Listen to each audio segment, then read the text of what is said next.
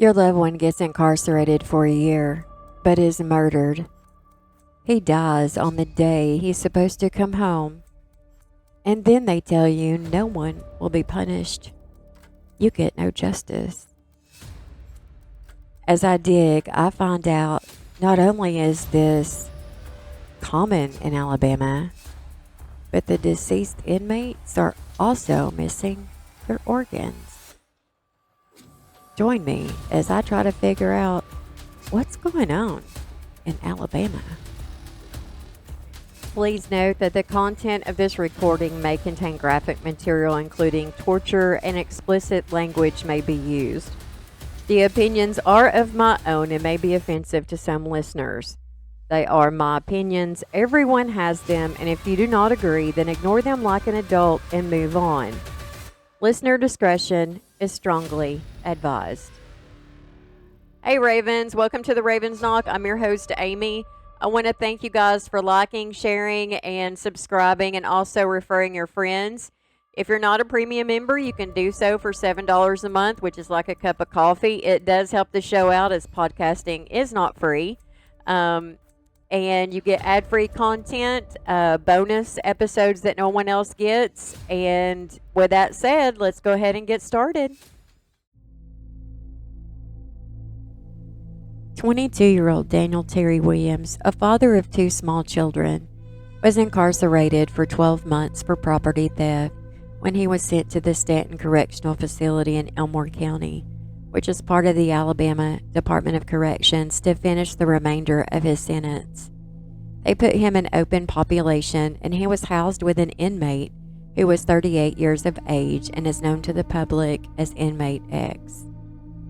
Inmate X has been involved in at least 9 sexual assaults, rapes, and stabbings just since 2017, while being incarcerated in ADOC, and yet he remains being housed in general population and has never been disciplined or segregated for these, and somehow he remains to have a perfect record for the last 6 years that the warden has signed off of. 9 days and a few days before Terry was to be released, Terry was found unresponsive in a cell of X and was taken to the hospital. He later died on the day he was supposed to be released.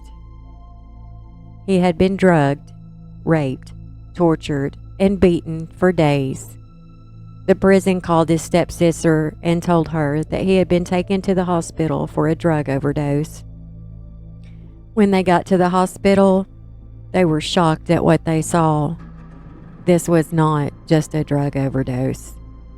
His father said he had bruises all up and down his body, cuts. He had indentation in his head. It looked like they took a mop handle or something and beat him across the head with it. He was in bad shape. He said he also received conflicting timelines from inmates and the warden about what had happened to his son. He explained the doctor told him, while not officially brain dead, that Daniel had lost 90% of his brain and he was not going to recover. He said his son was a hard worker and was trying to do the right thing by completing his sentence. He was an easygoing, loving kid.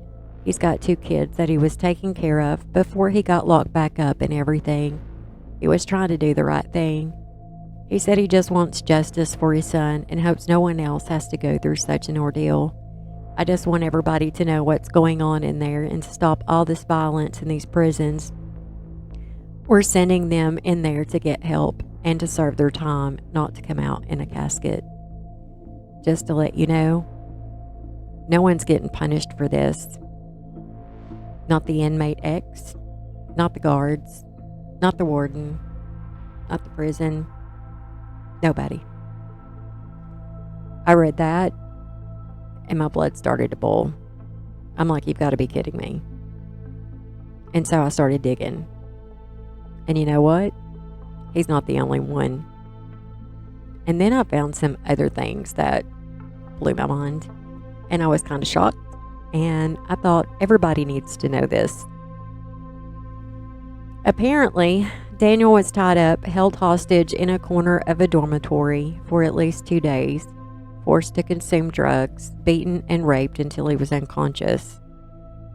X had been accused of raping another inmate several times, also calling out a hit.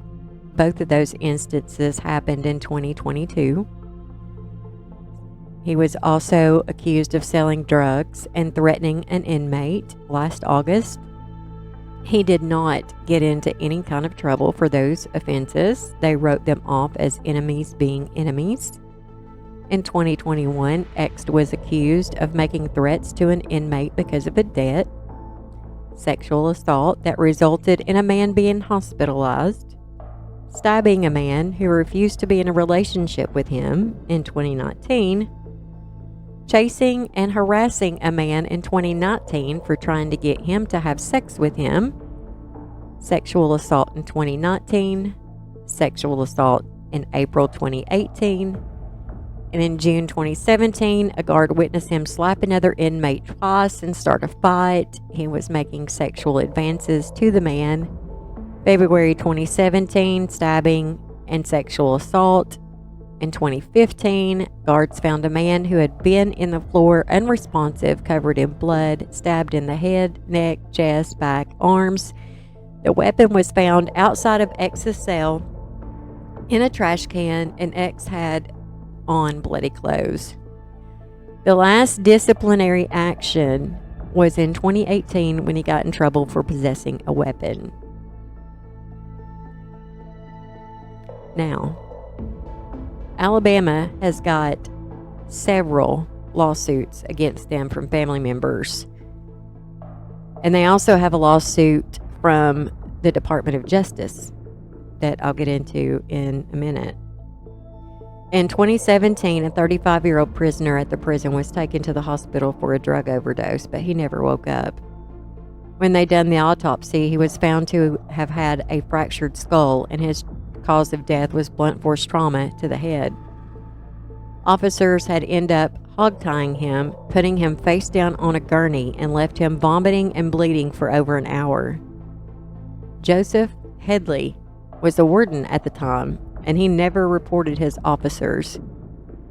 He was transferred out of that prison only to be the head warden at another.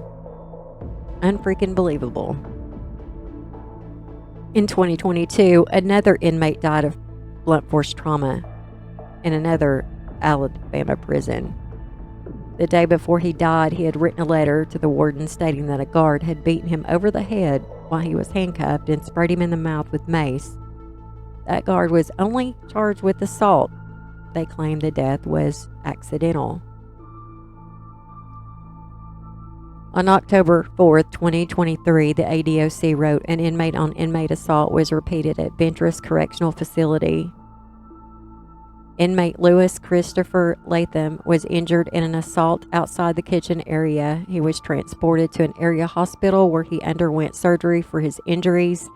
On October 10th, 2023, the inmate succumbed to his wounds and was pronounced deceased by attending medical staff at the hospital. ADOC Law Enforcement Services Division is investigating his assault and subsequent death. Latham was 40 years old, serving a 21-year sentence for robbery 1 out of Lee County.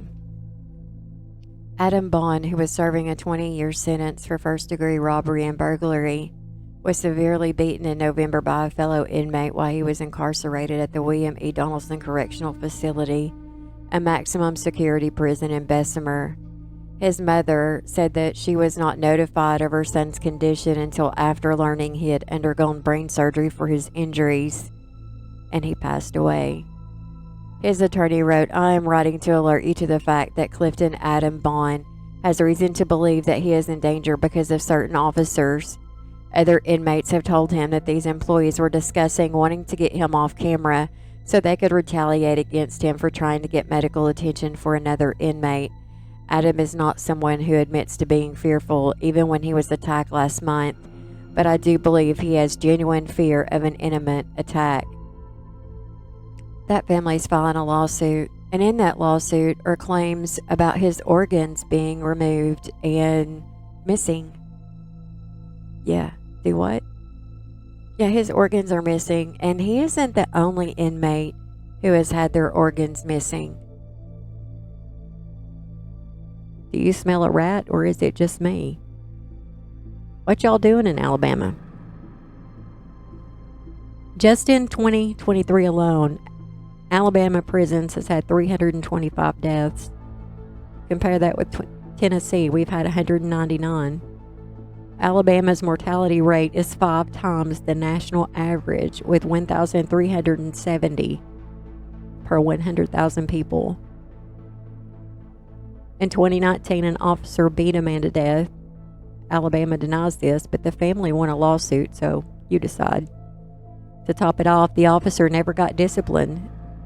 They said the force was justified. In 2023, 246,815 grams of controlled substances was recovered. From June to August, like June, July, August, close to 2,000 weapons were recovered, 3 firearms, 1,351 knives, and 600 other weapons. One family member says, "I have lost my business and my home. I've gone through my grandmother's and my dad's retirement just to pay the extortion." Yeah, inmates are extorting family members. And family members are paying it to keep their loved ones alive. They don't feel their loved ones are protected from sexual violence and physical violence, and many of these families are extorted for thousands of dollars to try to keep their loved ones safe. They feel that there is nowhere to turn. She said her son is almost unrecognizable. He's been stabbed over 60 times. His nose is broken. His teeth are knocked out. His fingers are severed. His ear is severed. There's been a lot of incidents. So the Department of Justice has filed a lawsuit against the Alabama Department of Corrections, and so y'all are going to have to bear with me. I'm just a country girl. I've only had a little bit of college, so I'm going to wing it. Some of this may be a little bit boring, but kind of stick with it because there is cases in here that goes into detail of what's going on in the prison. So here we go. There is reasonable cause to believe that the correctional officers within the Alabama Department of Corrections, ADOC, frequently use excessive force on prisoners housed throughout Alabama's prisons for men. Such violations are pursuant to a pattern or practice of resistance to the full enjoyment of rights secured by the 8th Amendment.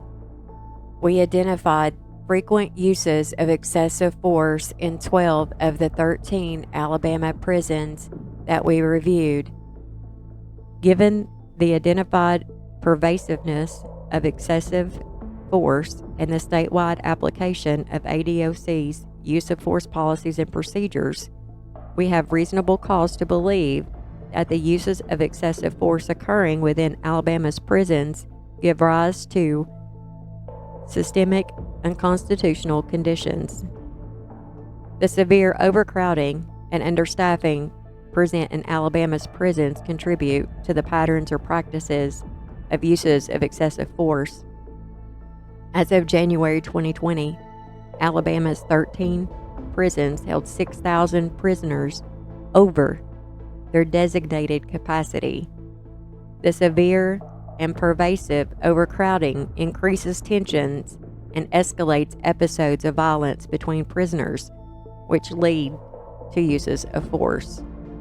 At the same time, the understaffing tends to generate a need for more frequent uses of force than would otherwise occur if officers operated at full strength.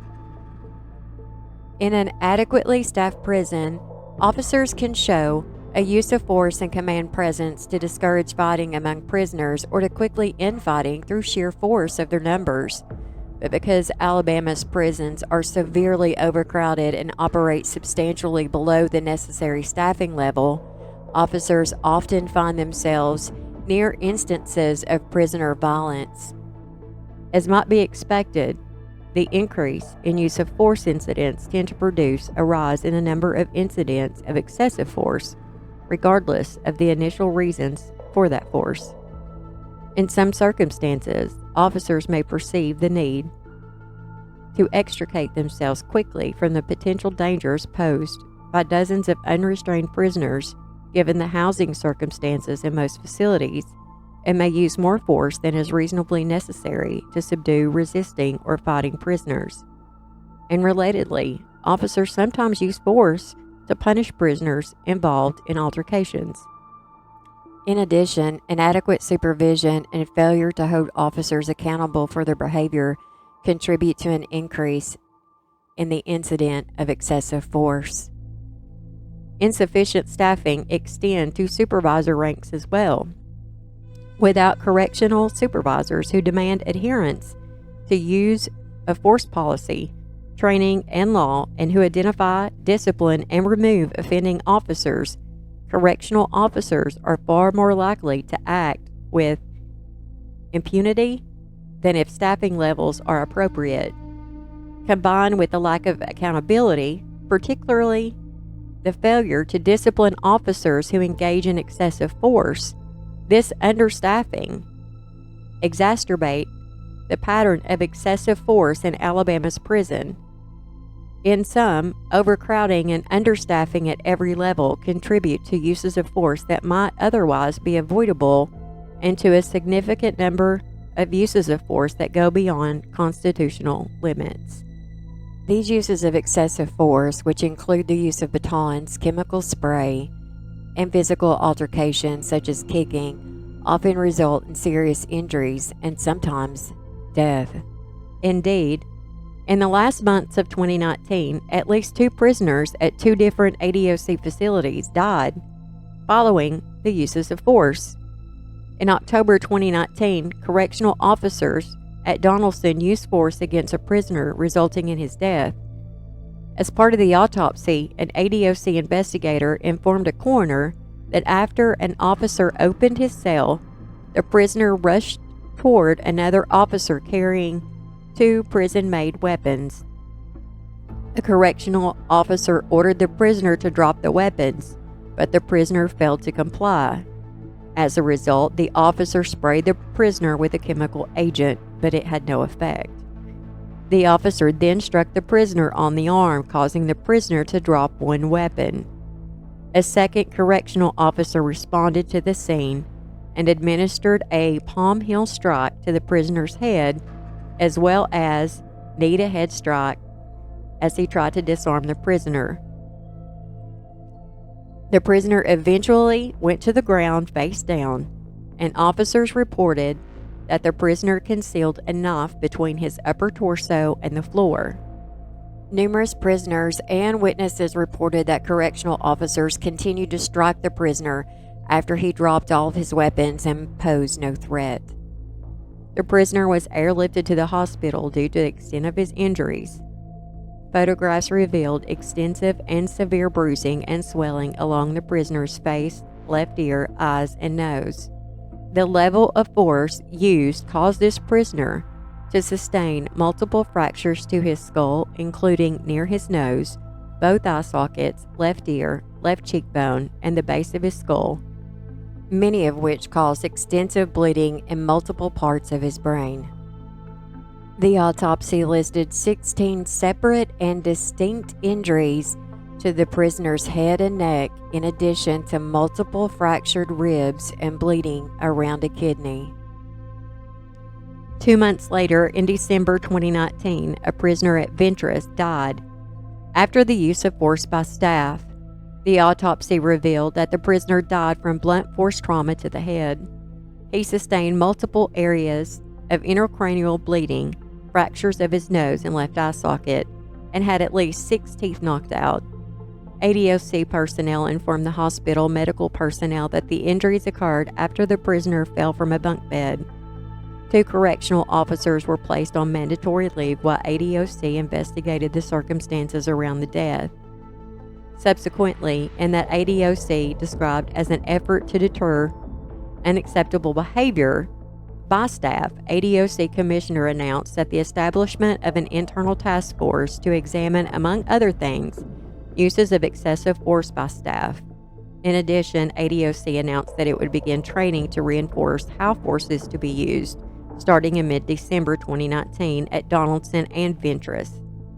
Based on what we learned from our investigation, including statements made by members of ADOC executive leadership team, we have cause to believe that many other uses of excessive force are unreported or underreported. The following are just a few examples of uses of force that are unconstitutional that we identified in Alabama's prisons. In September 2019, a lieutenant at Ventress lifted a handcuffed prisoner up off the ground and slammed him on the concrete floor several times, knocking him unconscious. The prisoner was unable to breathe on his own, was intubated and taken to an outside hospital where medical personnel administered CPR several times to keep the prisoner alive. In February 2019, a correctional officer at Elmore saw two prisoners jump a fence to retrieve contraband, stopped them, and took them to an office where three other correctional officers were working. A lieutenant in the office handcuffed the two prisoners and took them to an observation room across the hall from the office. A sergeant left the office to watch the surveillance video of the fence jumping and became enraged when he saw it. The sergeant returned to the office, got a key to the observation room, and went into the room where the handcuffed prisoners were sitting quietly. The sergeant pulled one of the handcuffed prisoners off the bed and into the hallway between the observation room and the office. The sergeant shoved the prisoner against the wall and knocked him to the floor. The sergeant punched and kicked the prisoner and then struck the prisoner with a collapsible baton approximately 19 times on his head, legs, arms, back, and body. During the assault, the prisoner defecated on himself. Throughout the beating, the prisoner did not resist and posed no threat. The sergeant then pulled the second handcuffed prisoner into the hallway and shoved him against the wall, striking him with the baton 3 times in the head, legs, and back. When the prisoner slid to the floor, the sergeant continued striking him, landing blows to his arms, legs, and abdomen. He also kicked the prisoner as he lay on the floor. 4 other ADOC employees, a lieutenant, 2 correctional officers, and another sergeant watched or were in the immediate vicinity of the beatings but failed to intervene either verbally or physically. The sergeant who assaulted the prisoners later filed a false report about the incident. The sergeant and 2 correctional officers pleaded guilty in federal court under 18 U.S.C. 242 of 2 counts of willful deprivation of constitutional rights under the color of law. The lieutenant was indicted for failing to intervene. In December 2018, a correctional officer brutally hit, kicked, and struck a handcuffed prisoner with an expandable baton in the Ventress medical unit. 2 nurses saw the officer beat the prisoner, and 2 other nurses could hear the beating from adjacent rooms. The prisoner did not antagonize the officer before beating, and his hands were handcuffed behind his back. During the beating, all 4 of the nurses heard the officer yell something to the effect of, "I'm the Reaper of Death, now say my name," and the prisoner begged the officer to kill him. At one point, a nurse observed the officer place his palms against the wall and his right foot on the side of the prisoner's face to grind the prisoner's head into the floor. The nurse intervened and the officer briefly removed his foot from the prisoner's head. When the officer tried to step on the prisoner's head again, the nurse sternly told the officer to calm down. The officer then paced the floor with the prisoner's blood on his clothing. Before leaving the medical unit, told the healthcare workers that they did not see anything. The officer filed a false incident report stating that he did not hit the prisoner. The body chart and photographs, however, documented clear swelling and abrasions to the prisoner's back and left arm, a bloody nose, and a gouge to his left shin. After an investigation, I concluded that the use of force was excessive and unjustified. I questioned whether the employee was fit for duty after the officer claimed that he suffered from undiagnosed PTSD. Despite I conclusions, we saw no indication in the documents ADOC provided us that I referred the matter for criminal prosecution or that ADOC imposed discipline. In July 2018, while being transported to healthcare unit at Staten, a prisoner taunted a correctional sergeant by sticking out his tongue. The sergeant punched the handcuffed prisoner in the face with a closed fist. I concluded that the sergeant used unnecessary and excessive force and failed to file an incident report. Less than a year later, the sergeant was arrested at the prison for attempting to smuggle contraband drugs into the facility. In April 2018, 2 prisoners received care at the Ventress Healthcare Unit after being involved in an altercation. As a correctional sergeant was taking one of the prisoners to restrictive housing, the prisoner ran away and knocked on the door of the administration building. The sergeant and the administrative employee caught the prisoner and handcuffed him behind his back. When they reached the restrictive housing dorm, the sergeant and the administrative employee both struck the prisoner in the jaw while he was still handcuffed. The prisoner began bleeding profusely from the mouth and was escorted back to the healthcare unit where the same nurse treated him. The nurse noted that the prisoner had more significant injuries than earlier and noticed a bone fragment protruding from the prisoner's gum. ADOC subsequently terminated the sergeant for the use of excessive force, among other things.